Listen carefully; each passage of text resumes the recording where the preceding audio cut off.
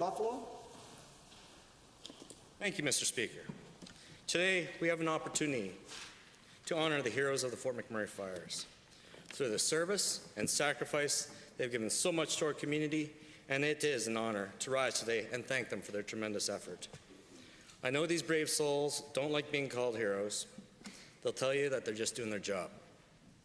To run into a burning city when everyone is running out is incredulous to most people.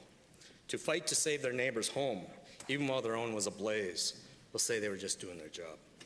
To live for days with almost no sleep, no food, and not enough air tanks to go around, and a water supply that was dwindling, it was simply adapting to the job at hand.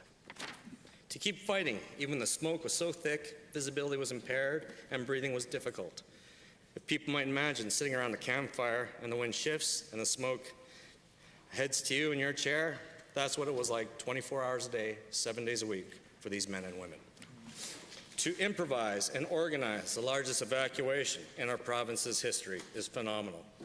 Condolences to our friends who did lose family members during the evacuation, the Ryan and Hodgson families. The main communications tower for the fire department was lost on the first day. For emergency services to coordinate so many crews throughout that community was a feat unto itself. These outstanding men and women are heroes. On the day of reentry, our first responders welcomed home the people of Fort McMurray by flying a flag on top of our overpass at the entrance of the city. And after being driven from their homes, our people returned to a site of reassurance and endurance. And that is why this bridge has been rightly renamed Responders Way. And to you, thank you so much for that.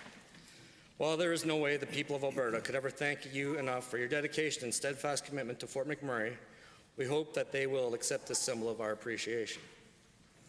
But finally, I do wish to thank those that volunteered in supporting our community and the emergency responders. The people who did drive up that highway to provide that gasoline and food to those that were stranded. The homeless guy that walked over to Mac Island when emergency crews were staged and started cooking what little food was available. That guy's a hero too. To the folks that did drive into town, past every security block somehow, and they brought in water, food, coffee, whatever it was. They helped our responders just so they could have the basics so that they can continue on. Those guys are heroes.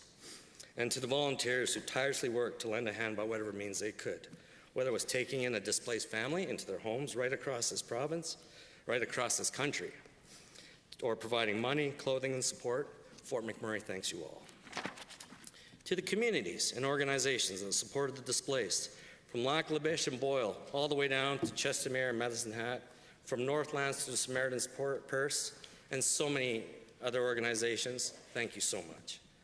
Our community was tested, but our resolve has never been stronger.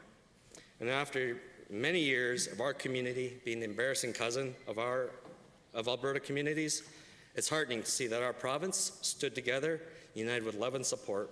And for that, I thank you all, and cheers.